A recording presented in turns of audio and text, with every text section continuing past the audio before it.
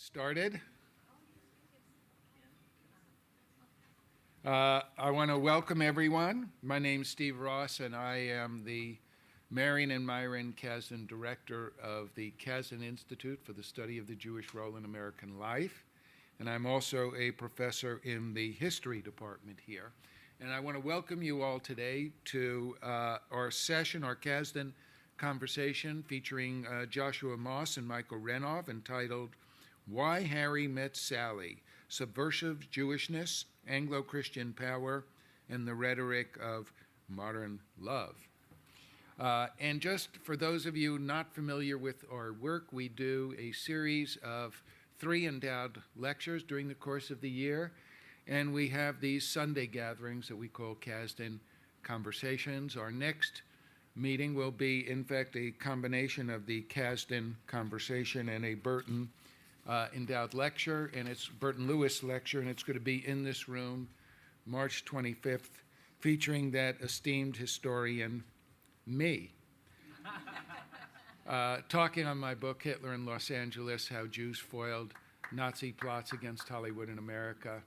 And I will be in conversation with Stephen Smith. But today, I'm delighted to have one of my colleagues and one of my former graduate students here. Joshua Moss is an assistant professor in the Department of Media Arts, Design, and Technology at Cal State University, Chico. He holds a PhD and MA in Critical Studies from our own USC, and he has a BFA in Film and Television Production from New York University's Tisch School of the Arts. And Josh isn't just an academic, but has actually worked in the industry for a number of years as a show creator, a producer, a screenwriter, and executive producer for studios including ABC, MTV, Rhythm and Hughes, New Line Cinema, and he is also a member of the Writers Guild of America. And his book, Why Harry Met Sally, Subversive Jewishness, Anglo-Christian Power, and the Rhetoric of Modern Love, is his first book, and we have a few copies for sale if you would like after our conversation. And Josh will be in conversation with Michael Renov, who's professor of critical studies and vice dean for academic affairs at the USC School of Cinematic Arts. He is the author of Hollywood Wartime Women, Representation and Ideology, the subject of documentary, and many other books that he has edited, as well as many articles. And in addition to curating documentaries around the world, he has served as a jury member at documentary festivals including Sundance, Silver Docs, the Buenos Aires International Independent Festival, Brazil, It's All True, and the International Environment Festival of Film and Video. He's also been in much demand as a lecturer, teaching courses and giving lectures at the University of Stockholm, Tel Aviv University, the Central European University in Budapest, and he's done a number of workshops for Jordan for the Royal Film Commission, as well as in Cyprus. Just a word on our format for today. Our two, what do you want to say? No, you have one interlocutor and one interlockee. The two guys up here are going to be in conversation till about 5 o'clock or so, or a little more if you guys are on a roll. And then we will go into Q&A until 5:30. And I do believe if people are willing to show up on time, they should also be able to go home on time. So we will end at 5:30. In case you haven't seen, we have refreshments outside. Please join me in welcoming Josh Moss and Michael Renov.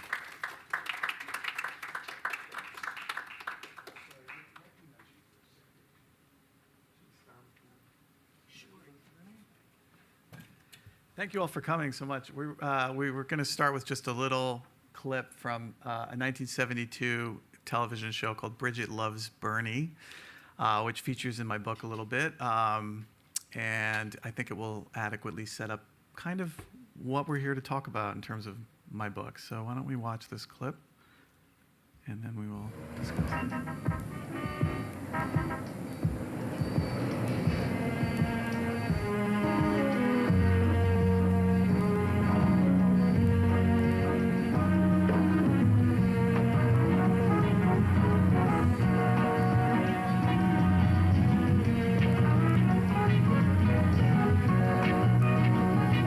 Love is crazy, it's unwind.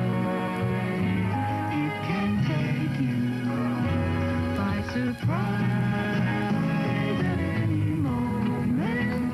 Where you are and win or lose the game, you're never gonna be the same. It sort of makes us wonder, where did it begin? How did we get in so deep? I'm sure it's gonna keep us happy, and it's bound to keep us young.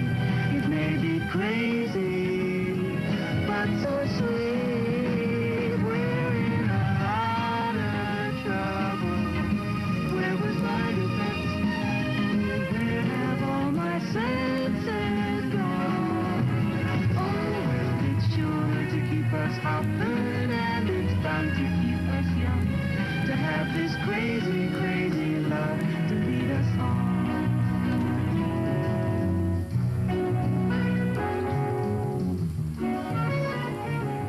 You know, this is crazy. I don't even know your full name. Bernie. Steinberg. What's yours? Bridget. Bridget, Teresa, Mary, Colleen, Fitzgerald. I Think we have a problem. Okay. They don't make credit sequences like that anymore. Much more patient time in Yeah. TV history. You'd have to go straight to commercial. Well, I guess they did go straight to Yeah. commercial. Right? Yeah. Well, Josh, thank you for being here to talk about this book of yours. I was telling Josh beforehand that I read it cover to cover again in the last 4 or 5 days. And I had read it when it was in process a few years back. And it holds up very well. And I have a lot of things to talk about with this book. And so the first thing, for those of you who haven't read it, it's a nice, serious, thick book. And it covers a lot of ground, and it's got 60 pages worth of footnotes, which you don't necessarily have to read. But they're there. Yes, I got in trouble for that. They wanted to shorten them. I'm sure they did. Yeah. I'm sure they did. How long, what was the length of the process, germination for this book? Well, yeah, we should add that Michael here was on my dissertation committee, so I'm a little excited to be here, and Steve Ross as well. We're both instrumental in shaping it. So the original idea actually dates to my undergraduate years. So we're in the mid-'90s in New York, and I remembered I was a huge Woody Allen fan, and there was this kind of resurgence in the mid-'90s of a new kind of Jewish comedian that emerged. Ben Stiller and Adam Sandler started to kind of come into their own. And I remembered observing as sort of another generation of this late 60s period that I was already a fan of, with Elliot Gould and Barbra Streisand and Richard Benjamin and George Segal and Dustin Hoffman. And so I remembered thinking, this is so odd. They're emulating another generation where they're comedy, and then of course they start starring in these movies. Ben Stiller and Adam Sandler start to do these movies where they're romancing these kinds of, blonde, kind of white, as I call it in the book, Anglo-Christian love interests, and it's a very familiar pattern. And I started to say, this is very odd that I'm seeing this, and it doesn't feel like anyone else was. It was sort of the way that people would talk about them is they're Jewish comedians, which they are, but then a lot of this work was kind of emerging in rom-coms. And then when Meet the Parents came out in 2000 was when I really started to want to write the book, and I came to so this is how long this book took, right? 20 years. I come to grad school here at USC in 2006. I think you were the first professor I worked with on it. I was a first or second year. And you came in with this, usually it's a very bad idea to come into graduate school knowing the dissertation you want to write. You were just in the beginning of your MA, and you already had this book in your mind. And I think some of our first conversations included trying to disabuse you, because I thought, look, you're here to learn more things, to broaden your horizons, and which of course you did, hence the 60 pages worth of footnotes. But you did end up following through on your original inspiration and idea, and I think it worked out great. But yeah, I thought my job in the beginning was to say, slow down, take some time to look around and decide what it is you want to do, because that's what a graduate education is supposed to be. But in your case, I think it made perfect sense. But now let me start with one of the key ideas that you have here is that if you're going to try to understand something about Jewishness, something about American popular culture, about romance, that you wanted to challenge the idea of looking at individuals. And you had this, and you bring it up very early on in the book. It's about coupling theory. Mm-hmm. Yeah. So that's not a phrase that necessarily trips off the tongue. But can you talk a little bit about this insight that you have and that you're borrowing from others as well, which is that the kind of basic ingredient that is key for your study is not individuals so much as it is the couple. Yeah, and that actually comes back to when I first met you and my book idea. I wasn't even sure it was going to be a dissertation. I was actually going to write a popular book. Oh, I that's said, right. I'm just going to write the history of Christian Jewish love stories as a fun read, because I didn't even know if I was going to go into the PhD program at the time. And I said, would this work as a dissertation? So you were really helpful with, well, if you're going to do it as a dissertation, you can't just list all these movies and say, hey, look at these movies. You have to have something to say about it, which was absolutely true. And you pointed me in a great direction with Sander Gilman and Daniel Boyarin's work at the time. And I remembered what my insight was, to kind of get down to it, if I could be so bold as to say this was mine, I don't know, but was that Jewish media representations, we're all familiar with them, are often kind of kept in their own sort of analysis. It's just, let's look at texts that have Jewish characters. But when I was looking at when Jewish characters appear in these movies, they're almost always kind of quantified or paired with a kind of a normal, let's say a normative figure, which was usually a white Anglo-Christian partner. Not always, there's other examples and it was a way of kind of allowing Jewishness to exist. And so what I saw was a relational representation emerging in which Jewishness outside of maybe Yiddish theater, or there's examples where Jewishness exists on its own terms in terms of entertainment. But in mainstream American and popular entertainment, and even in European entertainment and European literature, as I found out in the early 20th century when I was looking at books like James Joyce's Ulysses with Leopold Bloom, right?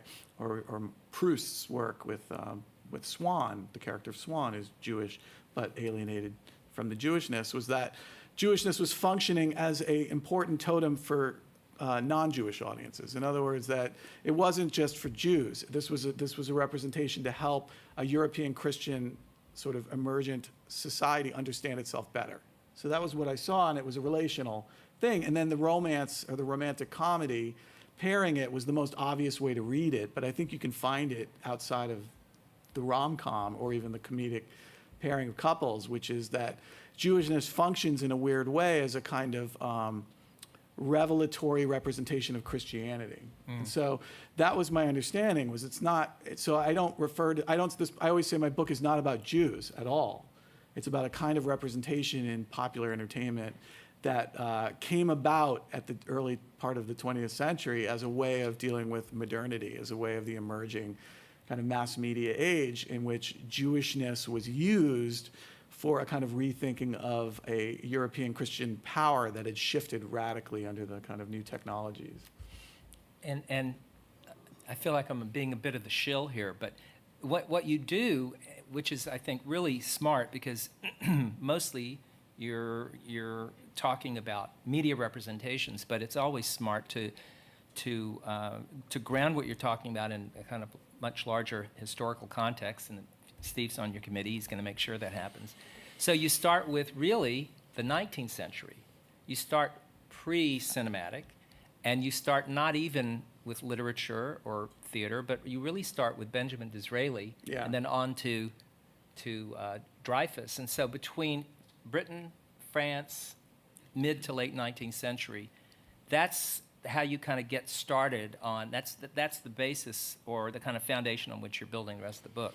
Why did you do that? Can you? Yeah, well, all credit to Steve Ross. Thank you for making me historicize this book. I mean, it was when I was working on it originally, I was following kind of representations as concepts, and in working with the history department here at USC, it was about thinking about it chronologically. How did it emerge? And that was a shift. My original structure for the dissertation was not really that historical. I mean, it was. I was looking at periods, but I was moving around. So I would find an idea and say, well, you can see it in the 1920s, and you could see, and then I was realizing this needed to be grounded.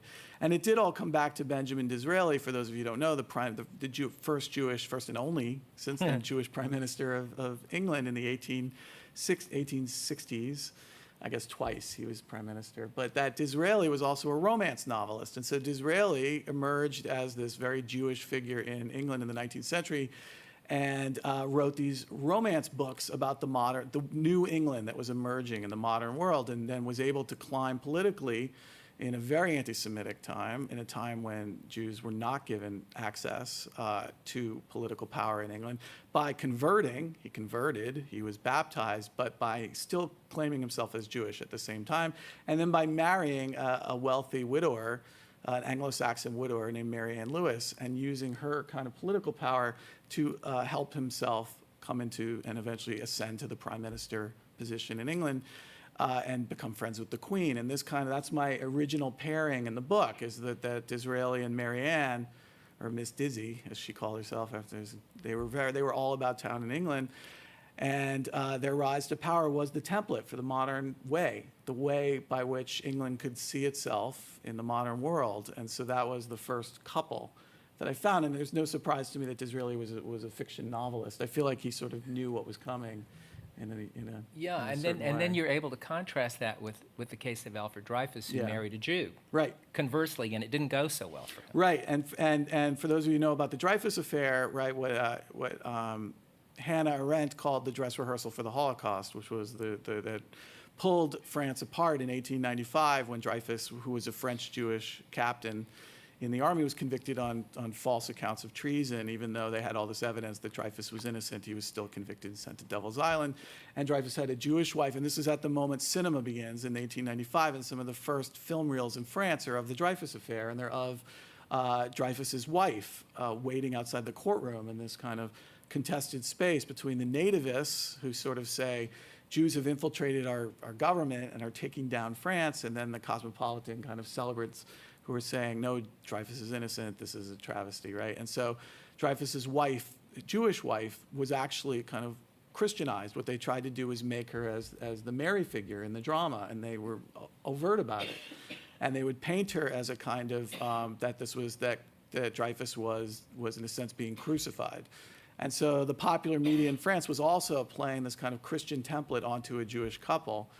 And that struck me, as another way to ground the book in the sense of history as the warning sign of the Jews that are too Jewish and don't follow Disraeli's pattern, which Dreyfus, not that Dreyfus would, he wasn't a politician, but, that was an alternative. And that influence on the writers of the early 20th century was incalculable. The Dreyfus impact on Proust in France. And of course, Zola was his great champion. Right, and Emile Zola championing, and of course all the Dreyfus films that were subsequently made in Hollywood played on the similar idea as well, which is that this is the contested space for the modern world. If you pick your side, if you can accept that Jews can exist in systems of power, then you're embracing cosmopolitan, global, the new world, essentially, the modern world.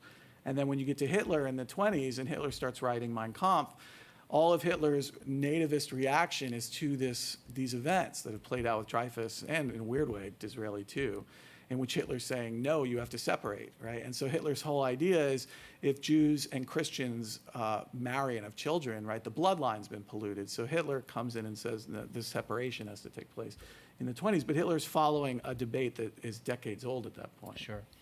And so I think it's key to what my original question was about coupleism, is that Disraeli and Dreyfus are important for you and for this book because it's not just about the individual, which is usually the way it's talked about, but it's because the dynamic of the coupling of the pair and how they're represented that kind of sets you up for everything that comes after. Well, I got to say that one of the things that I really think is impressive about this book, and it's not just for film scholars, because you really do cross so many lines. You're writing about literature, you're writing about vaudeville, you're writing about theater, you're writing about radio. Yeah. Certainly television. The latter part of the book is a lot about TV. I would say film is sort of the bedrock, but you're really cutting across so many different media forms, and you call it popular entertainment. But I think in the beginning, your first impulse was to just talk about all the movies that you liked. Yeah. And what you ended up doing by the time you wrote this book was to realize not only did you have to historicize, but you had to really understand how the same dynamics are playing out across different media forms. And I think that that's one of the real strengths of the book, if I can say. Yeah, well, thank you. I mean, that was definitely, I had to drop movies. This is how far it came from when we worked on it originally 10 years ago was I had to drop Defending Your Life. I had a whole thing about Albert Brooks, and I was in Meryl Streep, and Meryl Streep's the key. She's in all the movies. She's always with Dustin Hoffman or Albert Brooks. And then I was just saying that was the other book. You even said to me you could write the book twice. You could do the popular, just here's all the movies, what do you think of them, and then the academic version. But yeah, I mean, And this one will get you tenure, and the other one exactly, won't, and I right? need Yeah. tenure, right? So I'm up for my first review next Right. week. So, but the idea of that all the media is connected, and to isolate cinema is unfair, right? It's not or to even isolate TV and say it's good for studies when you're studying the medium, but in the way that these representations emerged, I mean, this was once I got to literature and I saw how many times the pattern was being used, even in F. Scott Fitzgerald, The Last Tycoon. I mean, The Sun Also Rises, Hemingway. The pattern, once I saw it, it was everywhere. I started to get a little, like conspiracy, like I'm seeing it everywhere, with the weird numbers on the wall, and I had to kind of pull myself back. But it started to get where it was repeated in so many different mediums. And even stand-up comedy I talk about a lot with the comedy pairings of Martin and Lewis, and also Ben Stiller's parents, Stiller and Mira, right? Were kind of they did a whole... And Nichols and May. And Nichols and May, yeah. Nichols and May were unusual because they were both Jewish, but then they would play it differently. And then, of course, when I realized, because I traced The Graduate, Dustin Hoffman's appearance in The Graduate is kind of a pivotal shift in Hollywood cinema in '67 because he replaces Robert Redford. And so it's the entrance of the Jewish kind of movie star to romance the kind of Anglo-Christian love interest. And then that Mike Nichols directed it. It suddenly felt like I'd figured it all out. Like I'd had some, the grand unified theory of everything. Which Have you ever talked to Larry Terman about this? I theory of haven't had a yours? chance yet. Because I'd Larry love to, Terman, though. who is the chair of the Peter Stark producing program at USC and has been for 25 years, was the producer of The Graduate. Of The Graduate, yeah. And I would love to hear what he has to say about these theories, and also about Redford out, Hoffman in type of thing, because that's what the producer does. You attribute a great deal of the agency to the director, but I think Larry might disagree with you on Well, that. in that example I did, but I tried to avoid that because you're Yeah. right. And I made the mistake of, because I was writing a little bit about Inglourious Basterds, the Tarantino film, and I made the mistake of getting a question to Tarantino and getting the response that he had no idea what I was talking about. And then I sort of decided to, Yeah. that asking directors is never really that fruitful for what we do. Getcha. So in the course of this book, you talk about 3 phases. So you're looking at kind of like 3 waves of a sine wave. And the question I want to get to, the big question that's been brewing in the back of my head for the last 4 days is, I think that you're great on the description of what it is that these various phases of coupling Jewish-Christian coupling are about and what kind of constitutes them and what characterizes them.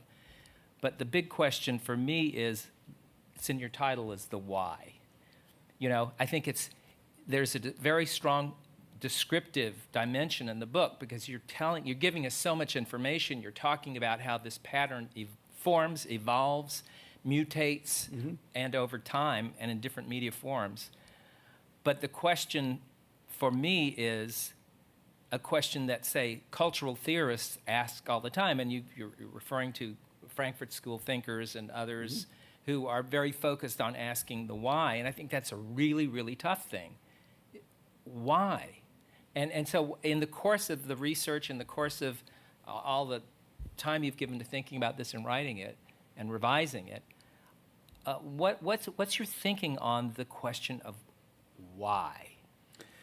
It's a great question. To really not that I don't know that there's a single answer, but I think if I were to sort of sum it up, it's that Jewishness and Christianity, as we think of them, are so entangled. They are kind of the same construction. In other words, there's two sides of a coin as they emerge. And so, in a way, it forms like in order for the identity of this kind of society that's undergoing rapid changes, different societies in Europe and in the early United States, as cinema emerges, photography, technology, right, it kind of ramps up, is there's a need to explore this shift. So the shift is society is rapidly transforming. Cities are building, right, overnight. Suddenly there's, right, this massive boom of technology. And in many ways, the reaction to it, the nativist pushback, is the fear of it, right? The fear of biology, the new sciences. I talk at one point about, because there's a great term for that, I'm going to forget his name now, the popular culture theorist who passed away a few years ago, Christopher Hitchens, okay? Not one we would sort of, but I tried to avoid him, not an academic, but nonetheless. Also kind of a crackpot. Kind of a little bit crazy, but he coined a term, the anti-trinity, to describe Freud, Einstein, and Marx, thank you. Yes, the anti-trinity. In other words, that the three Jewish thinkers represented a threat to the Christian kind of hegemony of the time. Did you have a question? No, I have a different theory on that. I think that the Christian world, or liberalism, is finally showing we accept you because now you're ready to be with us. I think it's deliberate. Okay, so, yeah. Okay, see, but because I hate to interrupt you, but it's a conversation, so Yeah. I'll do it. So some of the whys, could be immigration. So, for example, I'm sorry that he's not here, but we have a colleague from Hebrew Union College, Bruce Phillips, who comes to a fair amount of events, and he's a demographer, and he would probably say, "Yeah, I can explain to you why so much of the things that you're describing here are happening in the way they are." And it has to do with this wave of immigration that starts, in the late 19th century, and it kind of peaks, and then so that your first wave that you talk about in here is very much timed to that influx. And you talk extensively about the melting pot concept, which is, much discussed. There's that. And then somewhere in the book, you're talking about the emergence of Israel. So that would be another kind of Well, that's true. another why. Right, in the second would be wave, that yeah. in the second wave, Zionism, this new sense of pride that Jews can be masculine and muscular and all these things. And so those are just like two examples that are embedded in the book that, but still, if you were doing this from the point of view of purely cultural theory, you would probably be held to task to say, okay, big shot, you've told us so much about it, you've described it in great detail, we see it's here, Right. it's a thing, Right. but why? Like, why does it happen in this way? And I don't, that's not what you actually want to do in the end with the book, but I think it's a question that's worth posing. Yeah, I mean, some of my intro does discuss it from a theory perspective. I quoted, I'm totally blanking now on that. You're putting me on the theory spot.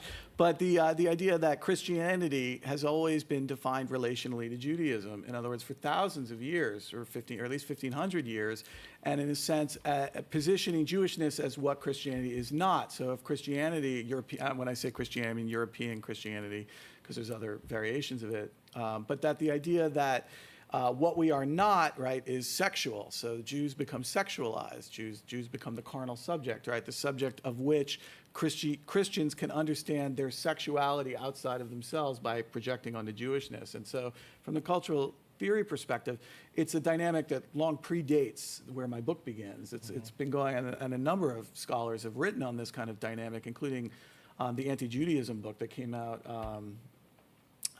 Vince, who wrote Anti-Judaism? Do you remember? What's that? Nirenberg. There's a book that came out a few years ago that says all of Christian history is defined by what it is not. And what it is not is always the constructed Jew. That doesn't mean actual Jewish people. That means the idea of the Jew.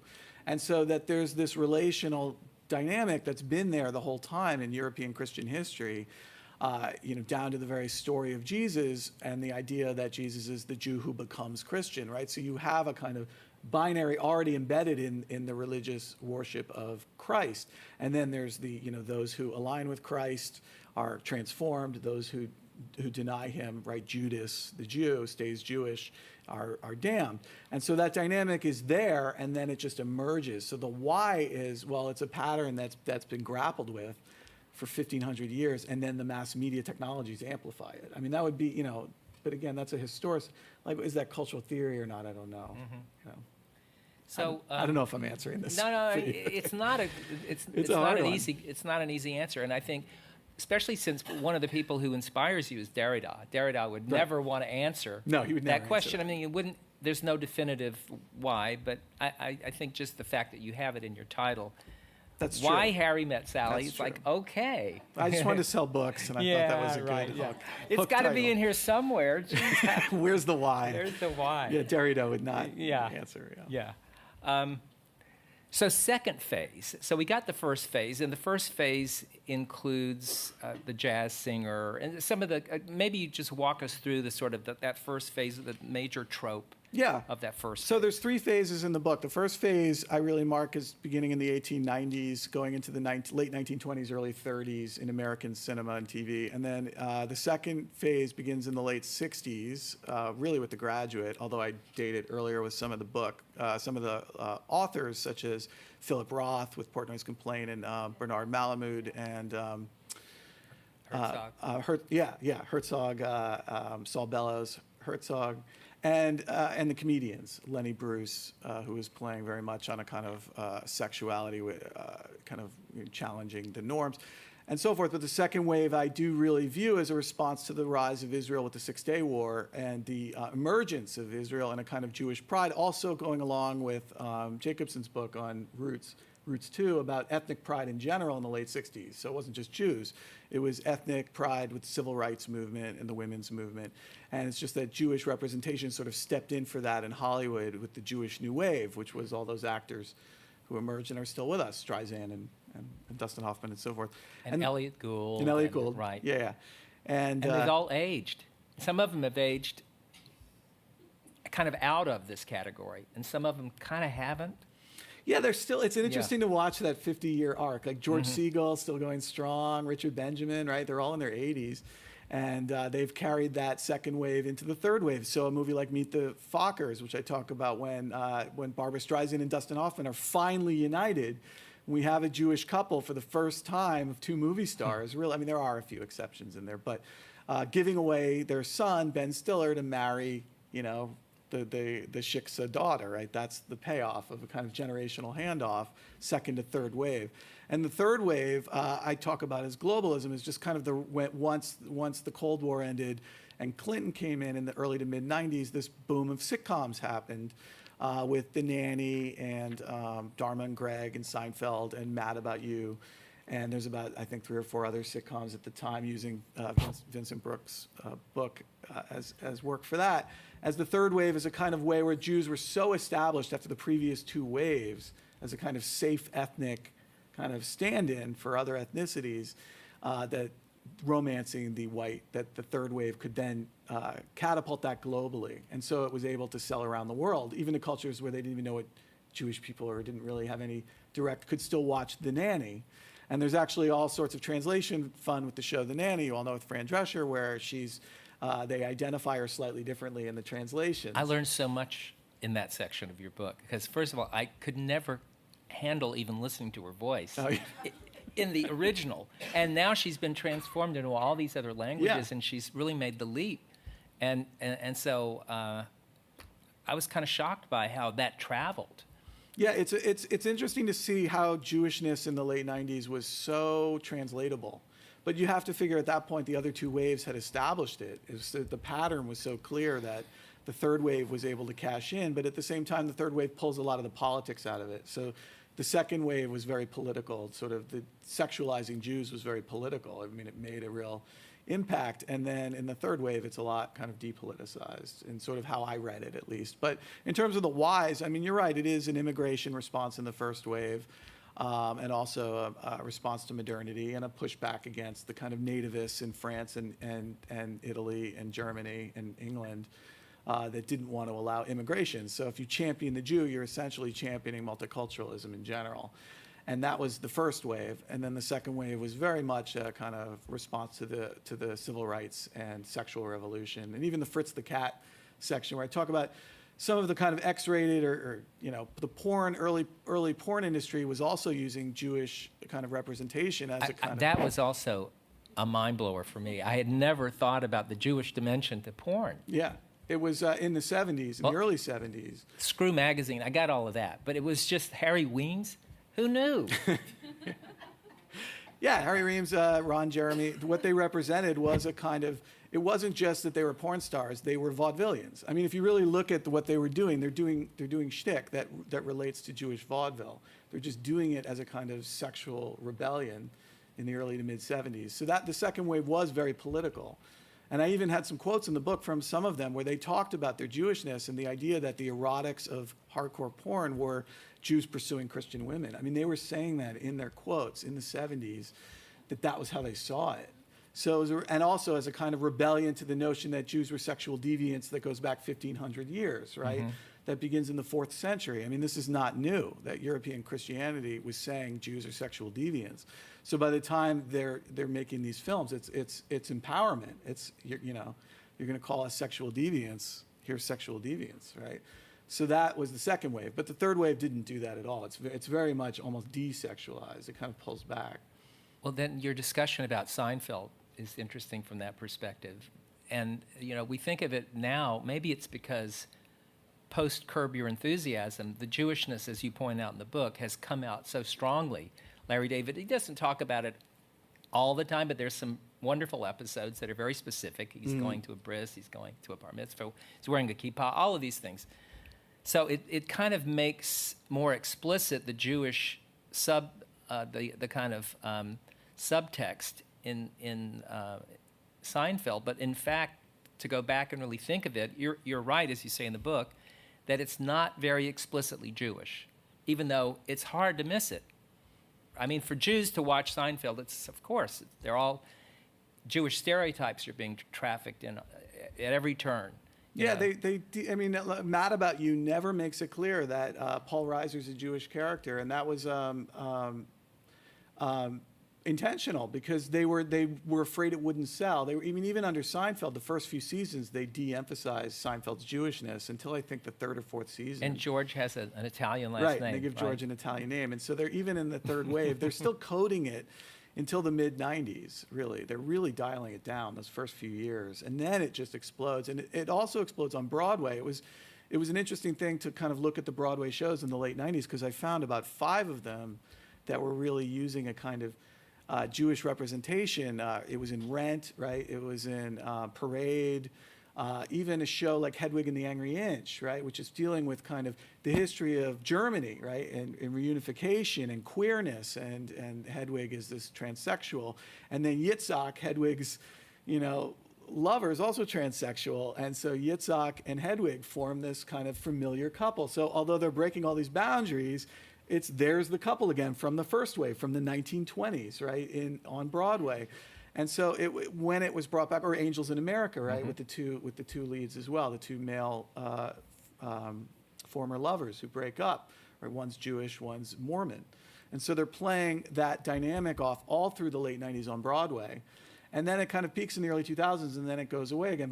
But in my study, every wave recedes right around the time there's kind of a pushback politically to immigration and multiculturalism. So in the 1930s, the Great Depression, there's this pushback, and suddenly Hollywood transitions into what we know as the screwball comedy, the era of the, what's the accent where they all, the Katharine Hepburn accent, right? They're kind of universalized. Kind of New Englandish. Yeah, that's Yankees. sort of that Yankee accent, and the Jewish actors all go to the margins, right? Or they go into kind of gangster roles at Warner Brothers in the 30s. In the 50s, right, it's still kind of all coded. And then in the 1980s, there was a remarkable absence right after kind of the election of Reagan, when the second wave all just kind of goes to the margins again, and a lot of their careers ended. I mean, Streisand and Dustin Hoffman were the only really working, and they weren't even doing romantic comedies at that point, except for Streisand, who continued to make films like Yentl, right, and really kind of in the 80s, continuing to try to push, what she believed in. But the 80s were a real period of absence that didn't start up again until the early 90s. So, and I feel like we're in, again, a period of absence right now. There's a pullback. So another answer to the why could also be, especially if you were coming from, let's say, a political science department, you could write this book from that perspective too. And some people have tried to do that, and I usually find that to be not all that satisfying and so determinist, but that these cultural manifestations are somehow related to extensions of very deeply embedded in political moments and political contexts, I guess you could say. Yeah, I wanted to be careful about not drawing too direct a conclusion, but in the first wave, there was the Great Depression, and then the end of the jazz age, but to watch the films in the late 20s, not just The Jazz Singer, but the amount of films that Hollywood was producing with overtly Jewish characters, romancing Christian, not always literally Christian, but European partners. There were 5 films in 1927 alone that I talk about in the book. Abby's Irish Rose, the Coens and the Kellys, The Jazz Singer being the most famous one, and then Surrender, which was a kind of shtetl film, but that was a big studio release. By 1933, totally over. These films are not being made. They are not being marketed. The Jewish representations are pretty much absent from Hollywood cinema in the 1930s, which was also a real kind of nativist pushback, because that's when they were limiting immigration from Europe.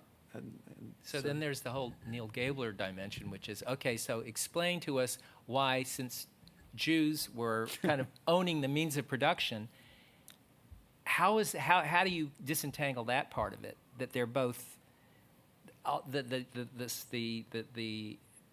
ebbing and the flowing seems ebbing and flowing, and yet the consistency is throughout much of what we're talking about, is that Jews have much to say in terms of what gets made, what gets greenlit, et cetera. Right. Well, the question of studio production, they were always against anything being too Jewish. That was from the beginning, and that was always true. That was even true for Seinfeld. There was the note from Brandon Tartikoff that was 2 words. It was also Jewish, right? Yeah, Brandon Tartikoff wrote the note, "Too Jewish. It'll never sell," right, about Seinfeld when they first made the pilot. He watched it, he said, "This is too Jewish.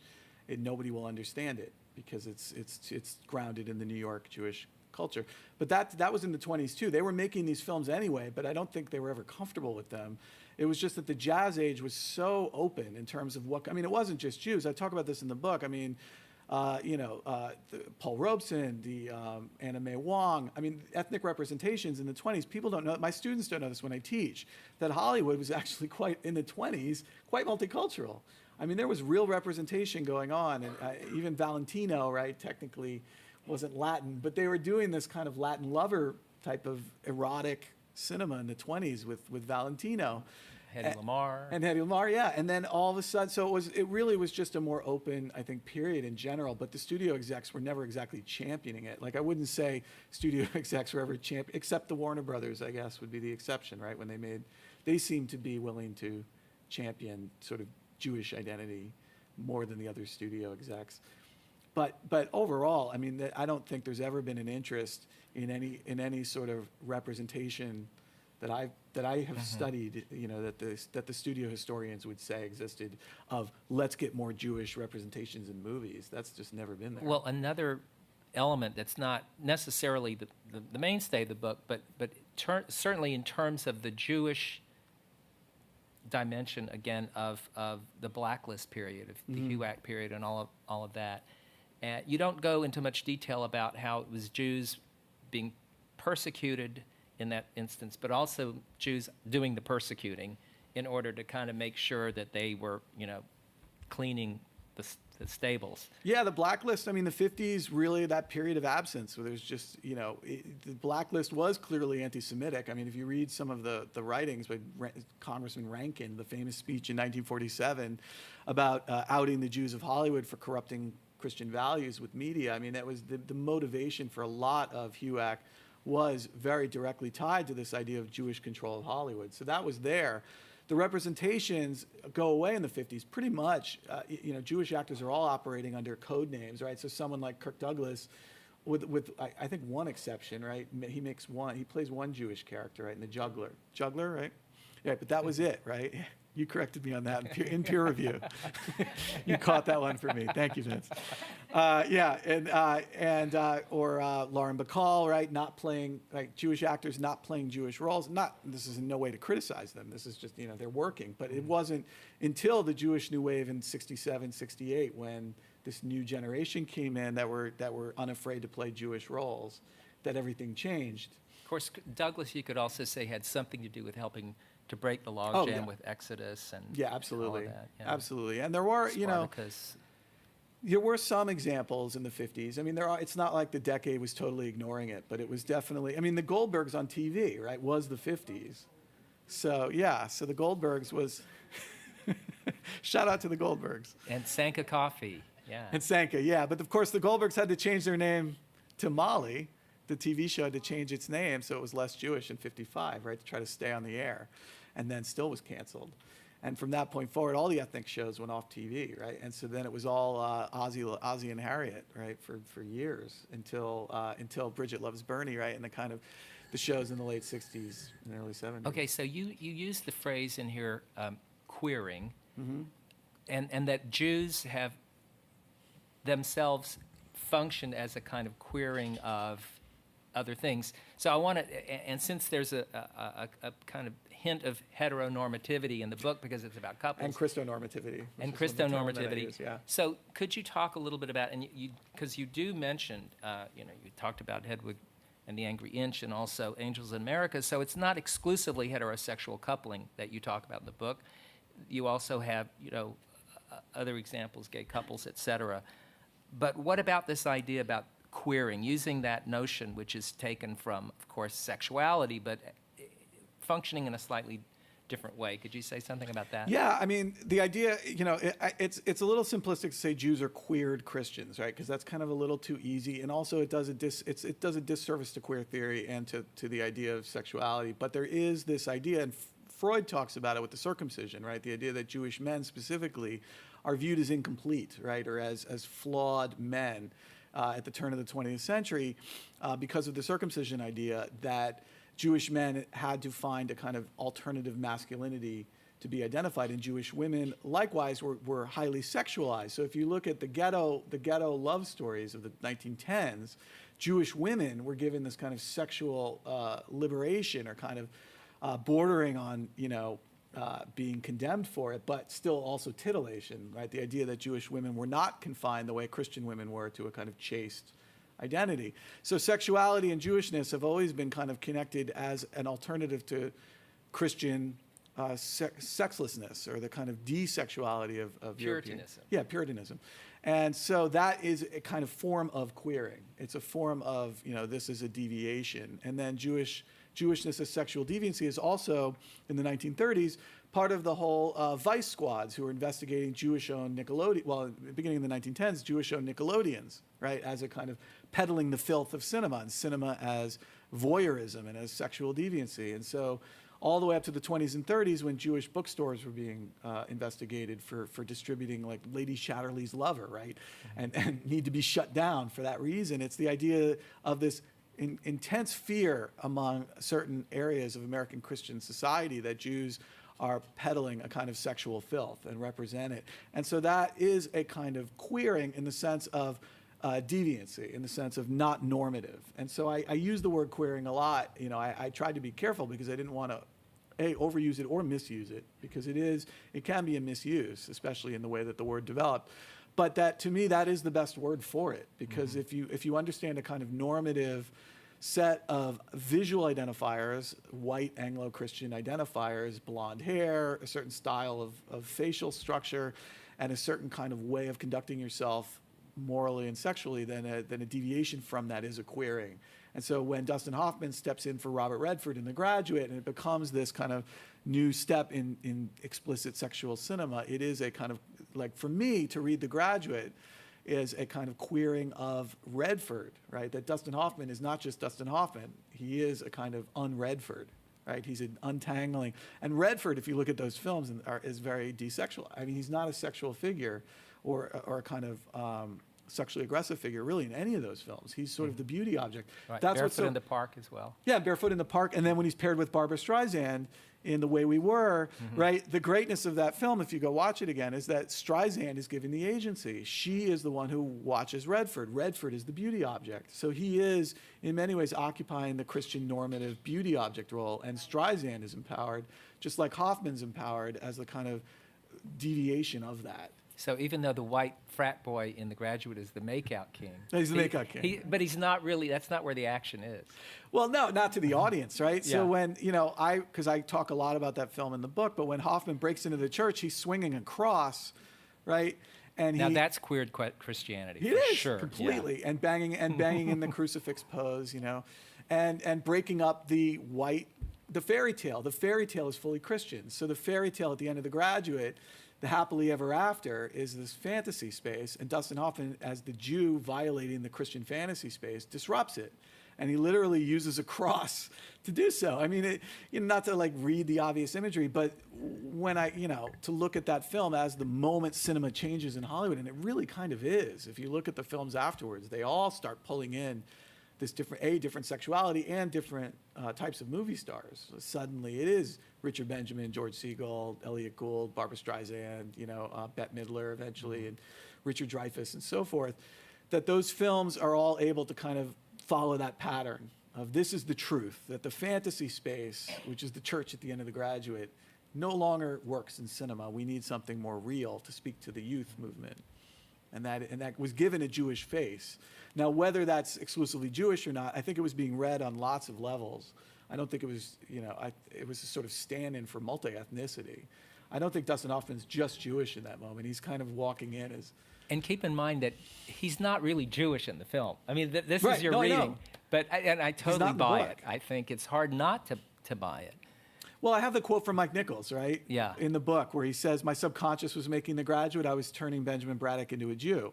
So Nichols is quoted saying that. I mean, again, I don't want to give Yeah. too much credence to directors. I know we don't, Right. because they say anything, and you Yeah. can't really use that as evidence. But give him physiognomy, and the comment you make about Redford out, Hoffman in, it kind of makes the argument for you. I think, and also the subsequent films that they all made. I mean, when you look at what comes right after it, and the introduction of, I mean, even if you look at a film like The Apprenticeship of Duddy Kravitz, right, which is kind of a very sweet film, so Jewish. I mean, That's explicitly so. though. explicitly Yeah, so, but yeah. that's 5 or 6 years later, and 74. right? But it's following the same exact pattern as The Graduate. Right. I mean, down to that Richard Dreyfuss is seducing this French beauty through his kind of alternate Okay, so masculinity. we're going to want to Sorry. wind up, Going but to. I'll have one last thing for you, and it's about, I want to bring stand-up and television together, which I think what is it, the fabulous Mrs. Maisel? The magnificent Mrs. Maisel? Marvelous Miss Maisel. Marvelous. Okay. Yeah. How many people have watched that? I think it's pretty great. But the fact that Lenny Bruce becomes a character in the first season, Right. it kind of brings together some of the wave that you've talked about, and the licentious, iconoclasm of Bruce and others in that period, and his Jewishness as well.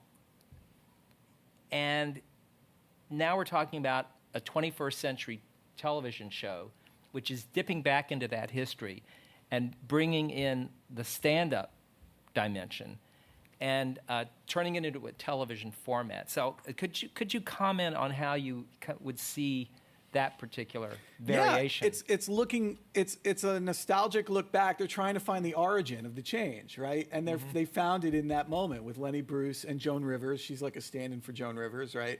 And it's the idea that the Jewish comedians are the point of change in 1960. So the show is finding it kind of where my book found it, which is it's actually not The Graduate. It starts about 7 or 8 years earlier, influenced in some ways by literature, but really by the stand-up comedians in the late 50s, early 60s who start to use a more explicit form of language led by Lenny Bruce, but not just Lenny Bruce. It's also Woody Allen. It's also Nichols and May, Joan Rivers.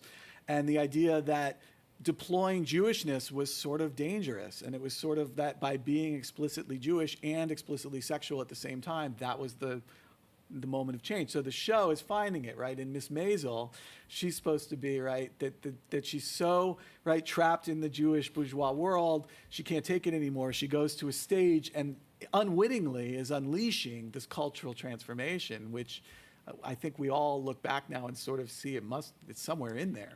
But interesting, the casting is a bunch of non-Jews playing Jews. Yeah. So My that's wife and I a were sort of talking strange about- thing, right? Full disclosure, my wife works at Amazon Okay. in development, so. Starting with the lead character, including Monk, the Armenian, becomes the Jewish father, right? Yeah, and that whole, I didn't deal with this in the book, but the question of non-Jews playing Jews, right, is Yeah. a big one. And it goes back to Irene Wallace playing all the Jewesses in 1910. Then that, I'm not using Jewess in a interrogate. That was what they were called back then. The Jewess love stories of the 1910s was played by an Irish actress named Irene Wallace.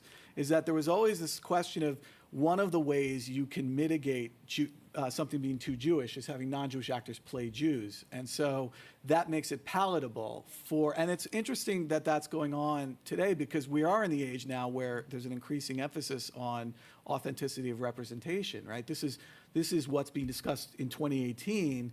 So, can you find somebody with that background to play that actor or to play that role is very important, even if it's something, like some abstract sci-fi novel. People will say we want an authentic representation, and that's going on now. And yet, Jewish representations are not part of that conversation. So you never hear, oh, that's a Jewish character, that should be played by a Jew. I don't think I've ever really heard that said in this debate. So there's, once again, you find kind of Jewish casting kind of operating in a different space. I don't know why, but it's definitely about making something palatable. The why on Back to my book the why, yeah. is just catching up to me. Yeah. It was Steve Ross convinced me to go with that title because I'm blaming you, Steve, for the why. No, I'm just kidding. And now that I think of it, the fact that Mrs. Maisel flashes the audience, like in one of her first performances, is right to what you're saying Yeah. in the book about Yeah. that Jewish, that's what a Jewish woman is capable of doing. Yeah, a Jewish woman can be sexual. I mean, Yeah. that goes back a long way, and that in a way that Christian women cannot. And therefore, Christian culture looks to the Jew to perform that which they cannot do. So the Jew steps in and does what the Christian society around it needs to see on the stage to navigate or mitigate cultural change. So that's when Jews keep appearing. Okay, so now Crashing becomes queering the Jewish stand-up because the guy who, Pete Holmes, is this very Christian guy. Oh, right. And he has a very hard time being a stand-up comic in New York because he's so straight. He's so clean-cut. He's so not all the things that all the people he hangs out with and admires are, many of whom are, of course, Jewish. So that's an interesting... Yeah, well, I talk way about to- in When Harry Met Sally, that's in the scene when Sally has the orgasm in the deli, the famous scene we all know, right? When Sally is sitting in Katz's deli, I say in the intro to my book, Sally's the Jew. Because the reason Sally is suddenly sexual is she's in a fully Jewish world, and the whole thing inverts, and that's why it's comedic. That's why it's such an iconic comedic And moment. Rob Reiner gets his mom His to mom play to the respond. person. Yeah. Yeah. Tell them that part. Yeah, Rob Reiner's mother says, I'll have what she's having, right? The famous line. So, right. And of course, Rob Reiner, who I trace in the book, not only to the second wave, because Meathead is a coded Jewish character in All in the Family. Mike Stivic is really a Jew. Yeah. And also that he makes The Princess Bride, which if you read The Princess Bride, made a year before When Harry Met Sally, it's very much about a fantasy Christian love story, just like at the end of The Graduate, being surrounded by Jewish actors in code. So it starts with Peter Falk reading Fred Savage. I mean, it's a Jewish actor reading, let me tell you a fairy tale, right? But he's like, oh, it's Peter Falk, right? We all know Peter Falk, so Jewish. And then the whole cast is like, everybody is, a Jewish actor playing an Italian, a Jewish actor playing a Spaniard. Billy Crystal and Carol Kane show up as a Jewish couple in disguise. And so Rob Reiner's having all sorts of fun, right, with this Christian fantasy of the love story of The Princess Bride as a story that Jews tell each other, because that's really what it is. And then a year later, When Harry Met Sally, he's doing the same joke with the orgasm scene. So, to place Rob Reiner following Carl Reiner, like you really start to see the kind of generational handoff and stand-up comedy, Carl Reiner and Mel Brooks, right, recognizing it in the 60s with The 2,000-Year-Old Man, which is a whole riff on Jews pretending to be Christian, right? So it's a 2,000-year-old, or what happened 2,000 years ago? Well, it's Mel Brooks, right? Or The History of the World Part 1, and Mel Brooks' ability to play with a kind of Jewish queering of Christian history as a comedic space.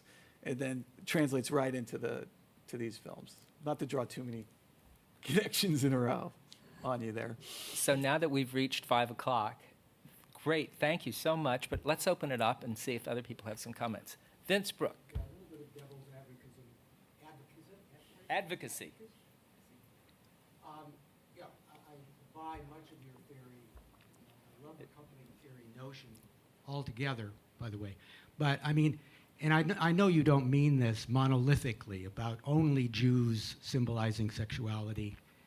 And let's start with Mae West. Let's start with African Americans who arguably even more so than Jews represented dangerous sexuality to whites. And we see it in The Jazz Singer when the Jewish representative is abhorred by sexuality, the cantor, okay? The way he says jazz. I mean, it obviously has sexual connotations. It has nothing to do with Jewishness. It's the opposite of what he thinks of as Jewishness. Mae West, Jean Harlow, Marilyn Monroe, all the... Who only becomes Jewish. all the Pinup girls, okay, just to qualify that a little bit. And not to oversimplify your thesis or to negate the notion of Christian, the function of the coupling for Christian society and culture, but what about its function for Jewish society and culture, which is, I would argue, even greater in terms of functioning as assimilation, as a mode for assimilation.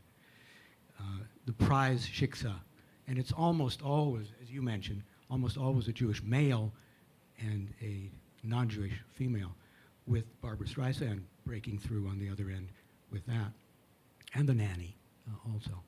So anyway, just some thoughts. But about the function for assimilation for Jews, which is, I would argue, is completely. even stronger than its function for Christian society. Yeah, it's absolutely an assimilation celebration. In terms of sexuality, I think my point was more that the Jews are the acceptable version of sexuality with a white Christian partner, whereas interracial love stories, other than Guess Who's Coming to Dinner or a few films, couldn't happen because of society's fears of it. And so, I'm not saying, you're right, the dangerous sexuality was true for all non-white ethnic identifiers. I mean, even the Asian sexuality in the 1910s and 1920s with the notion The of cheat. Yeah. I mean, the Asian man as a kind of sexual predator. I mean, those fears have been in film the whole time, but the Jew was the privileged figure that could romance or be sexual with the Christian because of the fact that Jews were both kind of in the liminal space of both being white and ethnic, and so able to cross over in ways the other ethnic sexuality identifiers were not. And so then there's the question of whether that's a good thing or a problematic thing. In some cases, certainly with blackface, right, it becomes very problematic. But then there's the question of, well, where does that line draw in terms of how far Jews can go as ethnics, or are they negated? Is the act of the Jewish person selecting an assimilation story a negation, a kind of the Jew giving up Jewishness, which is what Disraeli played with in the 1860s, right? Disraeli never quite gives up the Jewishness. He keeps saying he did. He's, no, I'm converted. I go to church. That's what Disraeli would say. And then he would start referencing his Jewish background. And so Disraeli was masterful at slipping, right? So you couldn't pin him down. But that question goes another 100-something years. I mean, it's still And you true. also say in the book that in the first wave, when there's this worry about assimilation, it's not in fact happening statistically. Yeah, that's right. There's not much intermarriage in that first There's no wave. intermarriage until the 70s. Yeah. Really. And now it's the biggest panic in the Jewish world, Right. at least in the United States. And so, It is amazing that there's so many intermarriage stories given how little there was Yeah. statistically. well, because it's the great fear and it keeps getting played and replayed. But now it's not the great fear, it's the great reality. And yet it's still being played with differently, as you say, but Well, we were talking about Call Me By Your Name, if anyone hasn't seen it this year, but that's a case of two Jewish men, right? So you have a love story between two Jewish characters. And so it's almost like Jewish love is now the taboo. You know, it's not that they're gay, it's that they're both Jewish. It's really like the thing we don't see, right? It is the one representation that doesn't really happen very often. It is still kind of not there. And you know, I don't have a real working thesis why. It's just left out. So, you know, and in fact, on the show Transparent, the Amazon show, Jill Soloway. another plug, huh? Yeah, I'm plugging for my wife's career. But the show Transparent, Jill Soloway, the creator, said that the worst emails she got were all anti-Semitism. There was nothing about Yeah. the sexuality or the gender ideas. It was all about Jewishness. And so, So that's the dangerous part. is that was the Jewish part. dangerous part of Transparent, was that it was a Jewish family. Yes. Sorry. I like part of your theory, but I don't like all of it. Okay. And I think there's too much talking down the Jews. People all over this country now recognize that Jewish people are educated, they are knowledgeable, and they are interesting and funny, and we want to be with them. I really feel that. As far as Barbara Streisand was concerned, I came in late, and I do apologize for that. But remember that wonderful movie with Robert Redford when she was living with him? And I don't know, he was the Madonna that you were talking about prior to this. Mm-hmm. She was the typical Jewish woman at the time. And Robert Redford is a gorgeous creature. I mean, you said he's nothing, but coming from a woman, he's a very good-looking guy. He's one good-looking guy. He is one We can all good-looking agree on that. guy. And I must say, it was like Portnoy's complaint. It was when Portnoy looked at the curtains, the lace curtains in the Goyim's houses. He thought those lace curtains was everything to him. His mother didn't have lace curtains. Only the Goyim had lace curtains in their beautiful single-family house. So he wanted that. He wanted those lace curtains. And Barbara Streisand represents that same thing. I never knew until this evening, with your wonderful talk, that Dustin Hoffman was even Jewish. I never even thought about it. So many of these people that you mentioned, Lauren Bacall, I never think about what religion they are. I think about their role and their playing and what they're giving me at that hour and a half that I paid for. They're giving me good entertainment. I think now there is the growth now of anti-Semitism. We have some very important battles now going on. They're in Europe and they're in the United States as well. And this is going to be our new battlefront. Okay, great. Thank you. Yes, ma'am. I have a quick question. It's only marginally related to something that's very current and relevant now, which is the Me Too movement. Mm-hmm. But you're talking about coupling, and generally speaking, with the exception of the way we were, it's the Jewish male goes after the non-Jewish female, and that's the couple. Okay, and there's also a stereotype of the Jewish woman in cinema. And we see that, I don't remember the name of the film, but in I think it was Elaine May and Mike Nichols' film with Brooks and Sybil Shepherd.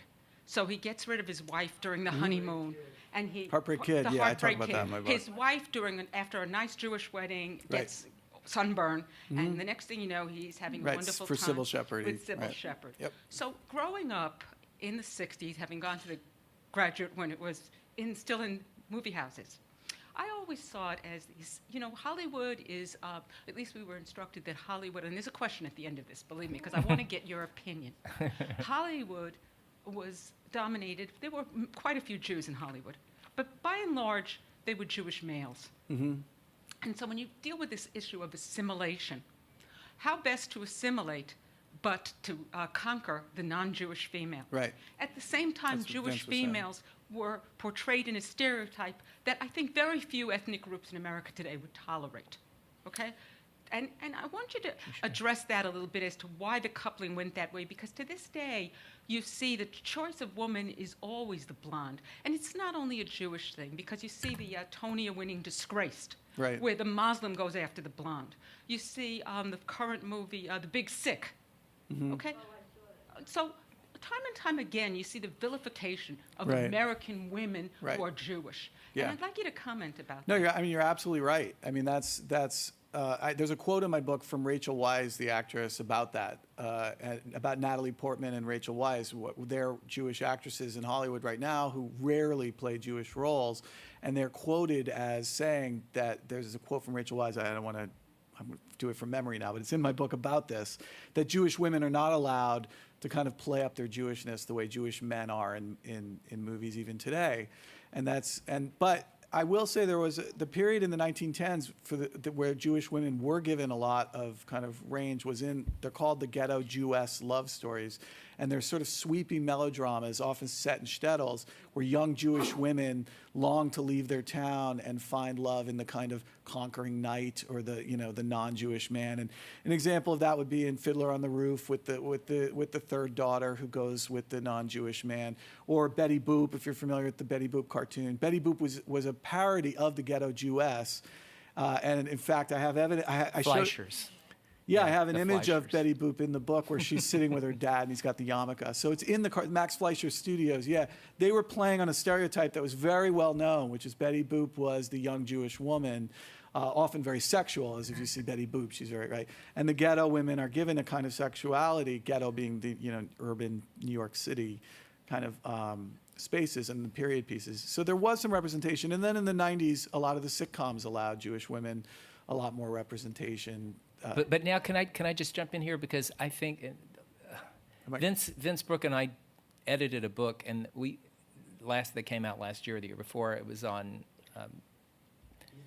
Jews in Hollywood, and we really wanted to have women writing in that book, and we really also wanted them to write about Jewish female comics, because I think part of what you're saying is now the revenge of all of those kinds of stereotypes is when you look at Sarah Silverman and Amy Schumer and Abby and Alana, and there's so much now, and it's really, I think, really rich in the sense of this is now rebuttal. This is the reply to Jewish women having been really othered and diminished, and now it's their time. It's really their time, and I think I find them way more appealing and persuasive than the Jason Segels.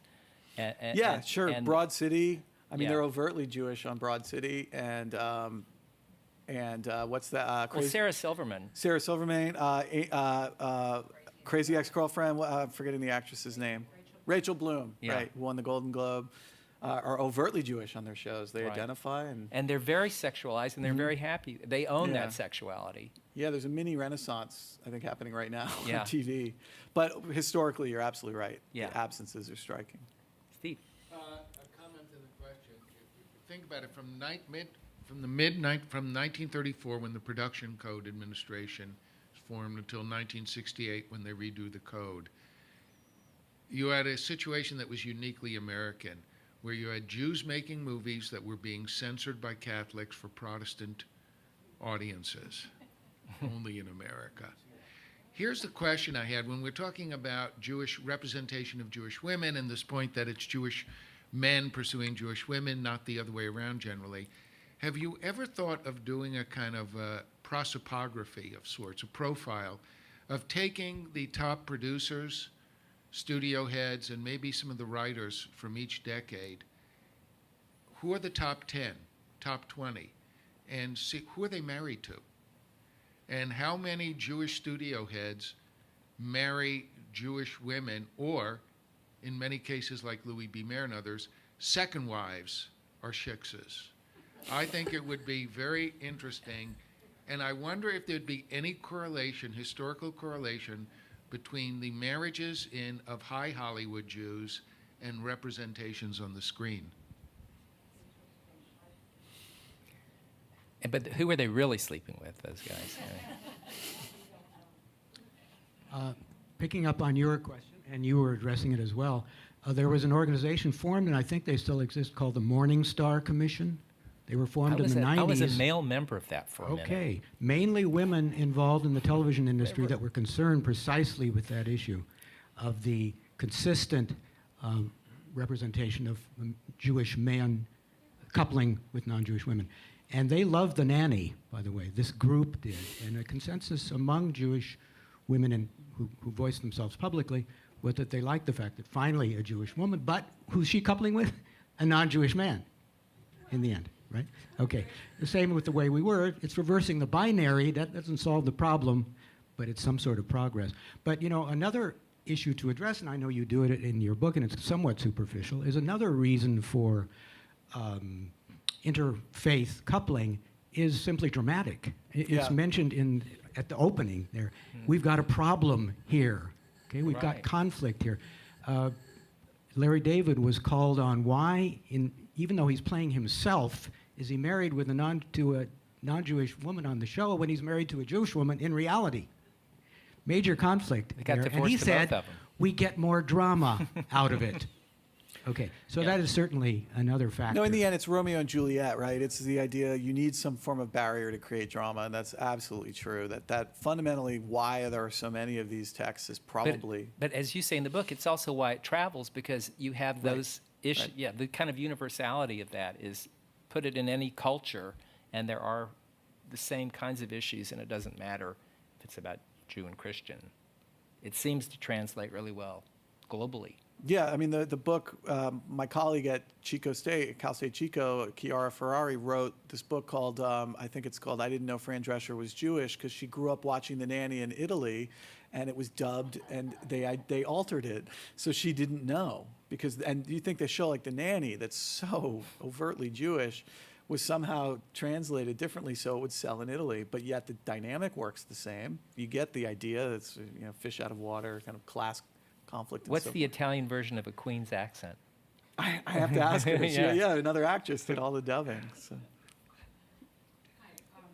One thing I was wondering about, did you look at relationships either between straight men like buddies, where there's a Jewish man who kind of idolizes his Christian friend, who sort of wants that access, and or he's not really straight, like Roy Cohn and Donald Trump back in the day, right? Where it's this kind of just this incredible objectification and desire for the equivalent of the shiksa woman, but in a man in friendship. Yeah, that's a great question, and it's underexplored in the book. I actually grappled with this because I was going to do a chapter, call them homosocial relationships, right, where they're kind of buddied or... So Butch Cassidy and the Sundance Kid, right? And because at least Paul Newman is a half Jew, right? Exactly. Yeah, I was going to say like Ben Stiller and Owen Wilson, right? Yes, they make a lot of movies together, and they really are in many ways the Jewish-Christian couple in the way that my book outlines it. They are a couple. We love seeing them together. The next book could sell more if you do that. Yeah. Right. And one other question, how much do you think class really played a part in the assimilation of this kind of, as you were saying, the Jewish man and the shiksa goddess, because many of these shiksa goddesses were seen as having come from old money, having had their own money, as opposed to the Jew who, if he's making money, it's new money. Yeah, So from the class schmata trade. seems, for the trope to really work, it seems like there has to be this class difference as well.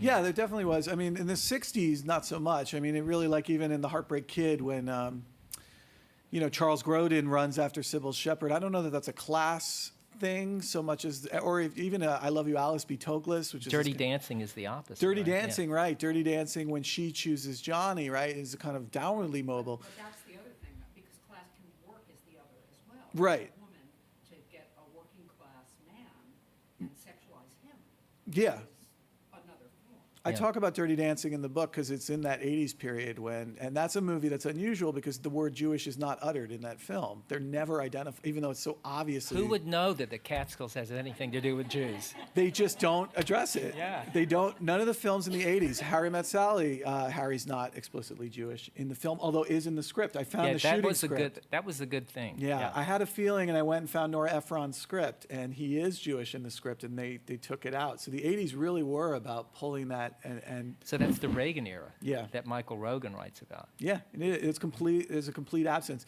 And even I did a study of stand-up comedy in the 80s because of the Jewish comedians. Rodney Dangerfield never makes a Jewish joke, right? Ever. And so there's the 80s comedians. Seinfeld wasn't mentioning Jewishness at all in his 80s. And Rita Rudner, a female Jewish comedian, I think she might have mentioned it once, but very, very minimal. Meanwhile, you look at Eddie Murphy or you look at other ethnic comics of the 80s, and that's their act. I mean, they're getting right into it, and the Jewish comedians are just not saying anything in the 80s. I watched the Young Comedians specials. Paul Reiser doesn't say anything. Paul Rubens, who was doing Pee Wee Herman, none of them were doing it until the 90s sitcoms. And then in the mid-90s, it all kind of starts. But he didn't have to joke about ethnicity. I'm saying like Bill Cosby Yeah. didn't really make ethnicity jokes, but Eddie Murphy did. So the 80s were a period where they were dealing with it. It's just that the Jews weren't. So, there was. And then there's Jackie Mason, the rabbi. Jackie Mason was, and Richard Lewis was. And interestingly enough, they were the two that got the first sitcoms, which were Anything But Love and Chicken Soup, right, in '89. They were the first two to kind of launch the third wave. And they were the only ones doing actual Jewish kind of material, yeah. Buddy, oh, Buddy Hackett? Yeah. Yes, ma'am. So what do you think is gonna be the nearest future now in the movies when the royals are getting married with non-royals and the Jewish ladies are escalating in the economic because they're now own business and they're getting money for the homes. No more they play the lady who stays at home with the kids and play the Jewish religion at home. Now, some of them are even getting more money than the mom husbands, and they are really changing society. What do you think is going to be the face on the next movies in Hollywood about this? That's such a good question. When the barriers fall down, it gets to Vince's point about conflict, right? Ultimately, entertainment has to have drama. If there's no drama anymore, and there really isn't for, Jews to marry anyone, right? At this point, it's not really a dramatic boundary the way it was in the Bridget Loves Bernie clip, right? For the parents, where is that drama going to locate, or how do you locate that new place? The Royals is a great example because it is that kind of progression narrative, right? That's similar to what Disraeli did 150 years ago, and they're sort of playing it out now as they sort of the Royals. She's not just that she's multiracial, but that she's American, right? It becomes like the big.